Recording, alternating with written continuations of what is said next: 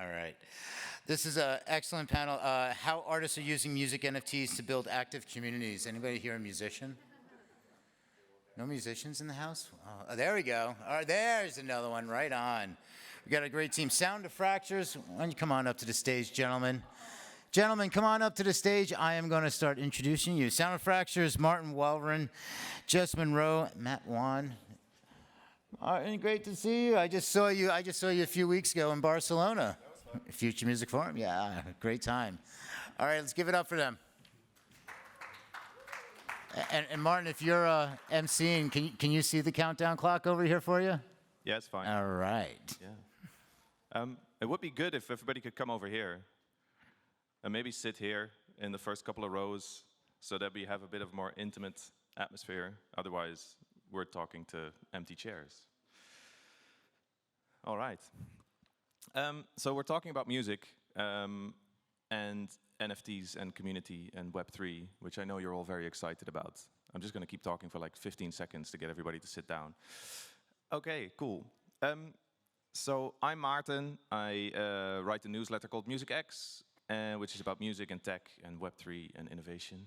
And if you could all just briefly introduce yourselves. I'm Jamie. I make music under the name Sound of Fractures, and I release my music in both Web2 and Web3.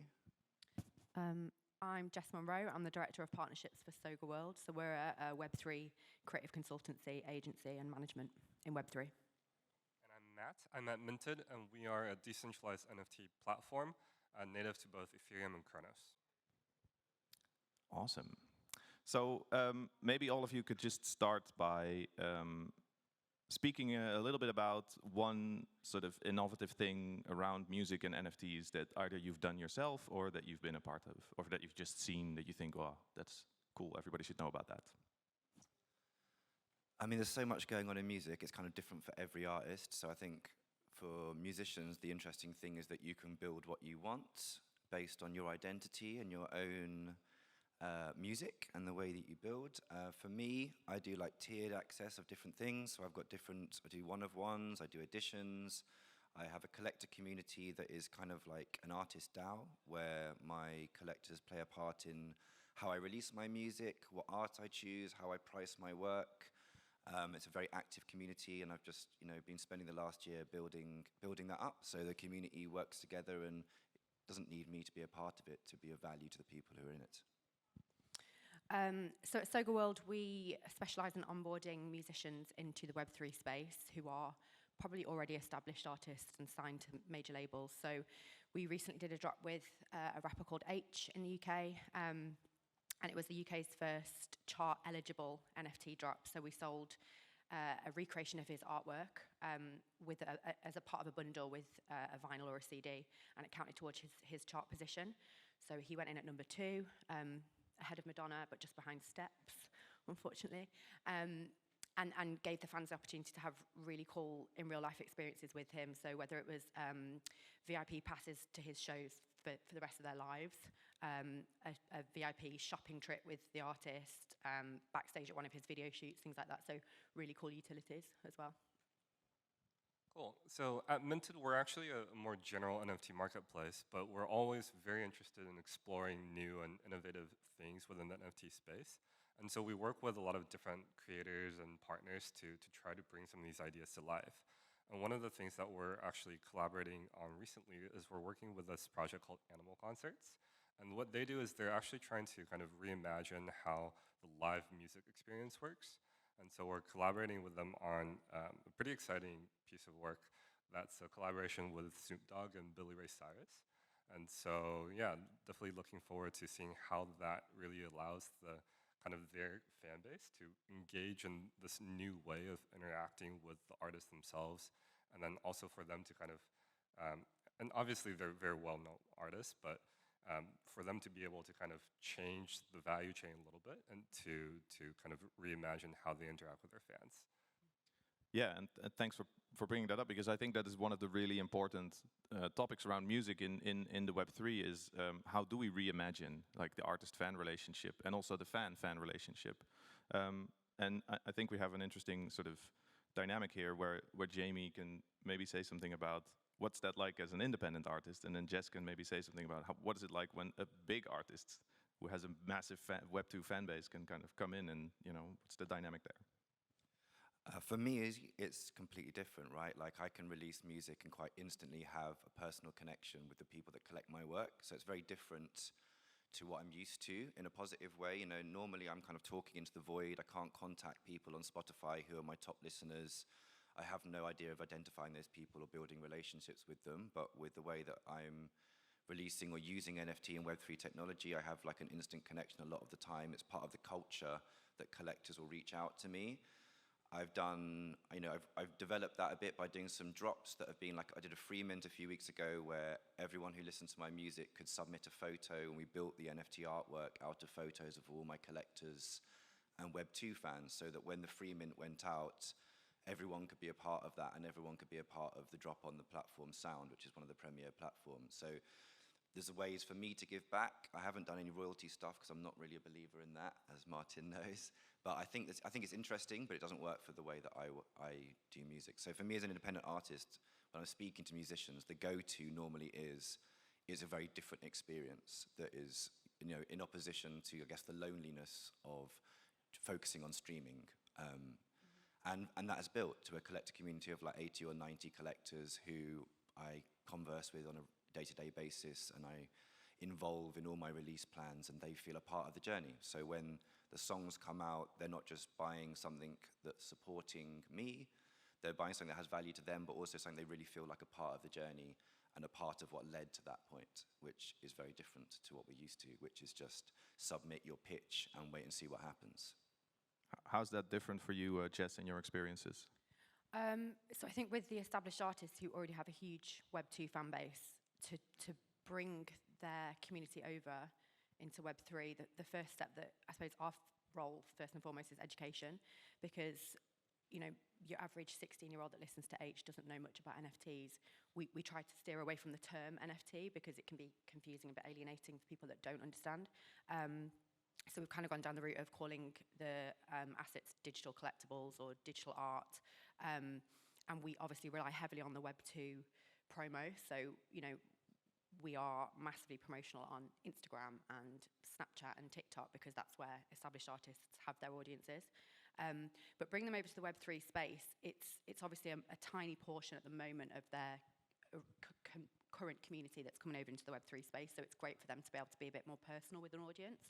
If you're an artist that's got 1 million followers or on Instagram, you're not going to regularly interact with your fans. But if you're now talking to them on Discord and there's maybe 1,000, it's given them a chance to be a lot more personal in a similar way to you saying, Jamie.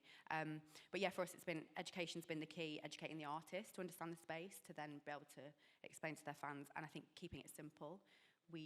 For us, the simplicity has to be in the buying process, so that a fan can understand, you don't have to have crypto to buy your NFT. You can simply, use your card, etc. And also finding the right platforms, because we've partnered with different platforms now. With H, we partnered with LimeWire. With Neo, we did a partnership. He created his own platform, and just making sure that you're finding the right platform that your audience can have a simple buying process with, and are going to get marketed to well as well. Cool. Yeah, I love that you're, as a creative agency, you're kind of incorporating all of that stuff now. So Matt, what can you say about like this aspect, but then from maybe the non-music background that you've seen through Minted? Yeah, I think what Jess said about the buying process is definitely really important. I think, what we've seen recently outside of music with Reddit and their success in selling digital avatars, I think it really shows that, NFTs don't need to be at the forefront of attention for what, creators, artists are doing. It can be in the background, because fundamentally the technology is there to enable us to do things differently, or in some cases do them the same way, at least to consumers, but in the background, changing the way that artists are getting paid, for example, and cutting out some of the, the middlemen that are taking the lion's share of the revenue. Yeah. So I kind of want to switch over to like the active community part now of the panel. so we kind of hear like, okay, so you can have direct interaction with your fans, which is cool if you're like an independent artist and you have a small community of collectors, but also cool if you're a big artist and you suddenly know like from a smaller percentage of your massive fan base who they are and that you can talk to them. So how do you make sure that this community stays active? For me, it's been about learning how to create a place where the community wants to connect with each other and network with each other without needing you to be giving them updates on your career. Like it's about bringing together a bunch of people with similar interests, I guess, and not just giving them information about me, but encouraging everyone to share information about everything they're working on. So it is a very active group of people who are doing lots of interesting things, who will be sharing articles they read, information about people, the way people are dropping music, the way people are monetizing. So in a way, it's kind of, like, it almost feels like research at times, right? Like everyone's like sharing stuff with each other as well as their personal lives. So it doesn't feel like a sales point. It feels like what a community should be, right? Like it used to be called the Sound of Fractures Collector Group, but it's not called that anymore because it didn't feel like that anymore. And I still go to them when I am doing drops with like decision making. It gives them insight into what artists are up to at the moment. And I also learn lots of things from the community and take ideas from the community. So for me, I think that's been the key. I don't bring financial value back to them in the same way that like a PFP project would try to. But I still have had like 20 sales on secondary this morning, but that is because of a different reason, right? It's because people are seeing something grow that they want to be a part of. It's not to get those and flip those. It's a different kind of approach, I guess. I think we're basing the engagement, the continuing engagement on content, so constantly giving back to the people that are within the community. So whether that's early access to an album that's about to release, whether it's behind the scenes footage of a video shoot, just bits that they probably wouldn't, that they can't get if they're not within that community, to encourage them to stay active. And also rewarding, especially the early members of the community. So can we encourage them to bring in friends with a reward? Could that be, percentage off some merch or stuff in physical and in the real world? Do you find that works? Yeah, I think and what we found is it's the super fans that are coming over to the Web3 space, so from the Web2 side. So it's not just your average follower on Instagram who just wants to sort of see a bit of content here and there. It's fans that will be the first people to buy tickets and will be, they'll want to buy everything about the artists that they love. So in that sense, yeah, it's definitely working because they want every element of that artist's life. So they want to see everything about them. So if we can give them access to things that they can't get by just following on Instagram, if you buy this £10 NFT, you're now part of the community, and we'll keep giving rewards back to you to stay involved in it. That's interesting because I've tried stuff like that with like doing pre-mint prices for my community, and some airdrops and things like that. So it's interesting. Yeah, I think like giving people things back for the work they've put in is challenging. Finding the right way to do that suits like your narrative as an artist, but it is the hardcore ones that do a lot of the work. Like for me, they're the ones that go out and share the music, and they're the kind of most valuable people. Yeah. So if there's a way of rewarding those fans for bringing in 5 extra fans, I think that's the key to growing the community as well. That's cool. Yeah, I would like to just make a point in case anyone in the audience isn't familiar with community management and kind of building the engagement. I think just in general, it's very difficult. I think we should make that super clear because it can actually be very overwhelming as well, especially if you get a lot of members in your community. And some of them can be very, very demanding, and some of them can also be very negative. So, as someone who's kind of trying to build a community or manage one, I think it takes really thick skin to be successful, and you kind of always have to keep that in mind as well to make sure that you are both fostering engagement, as Jamie said, for the fans with each other, but I think you do also have to take some proactive initiatives as well to try to, kind of shape the direction and the conversation. Because sometimes I think, people definitely have their opinions and you should take into account their feedback, but you also want to have your own direction and to be able to kind of instill that on them as well. That almost sounds like you've just started a company and you have a bunch of investors that you need to. In some ways, I think that's exactly what it's like, except well, depends. Some of them probably have a bit of a shorter term perspective on what they want, and then others have a longer term perspective. Whereas I think with investors, well, I guess it also varies, but you know, with kind of the more general NFT community, I think you have a really diverse group of people, and in some ways that's kind of contradictory to the idea of community, right? Because community, you know, we use that term quite loosely, but how do we actually define it? What makes up members of community? Usually people have more in common, I would say, but I think online, especially with NFTs, it can be so diverse, and so sometimes actually it helps to try to break people into subgroups. Yeah, because you always, basically any community is like a network of communities, right? There's not this, it's not singular, it's always multiple. And if you can kind of foster that sort of squad feeling that you kind of mentioned now, is like breaking people down into different groups and then giving them maybe activities to do, and that could definitely work.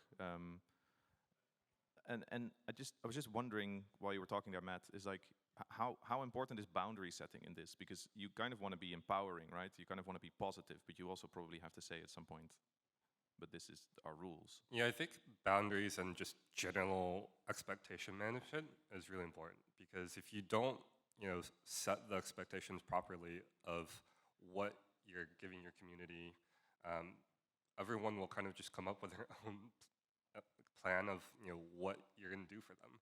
And so unless you're really clear about communicating with them what your plans are and what people should expect in terms of being part of the community, then you don't want people's imaginations to kind of just run wild, because they will imagine that you're going to do everything exactly they want, and that's probably more than what anyone is capable of. How is this with the super fans, Jess? I would say it's slightly different in the sense of the super fans are not, or fans are not used to speaking regularly to you know, the artists. So if and when there is interaction in Discord, I don't think it's almost a bonus as opposed to something that they expect. And we've been really clear with rewards laid out in the, you know, in the initial promotion of a drop. This is what the rewards are. This is how many we're doing. So it's and you know, we'll stick to that. But yeah, in terms of the community management from a Discord perspective, for example, we're not, you know, an artist won't be in there all day, every single day, because they have a lot of other things that they're doing, and I'm sure, you know, everyone does. So it's like Jamie said, just encouraging them to network and talk between themselves within the community. So it's less, there's less of a need to set a boundary, because the boundaries are already expected. Interesting.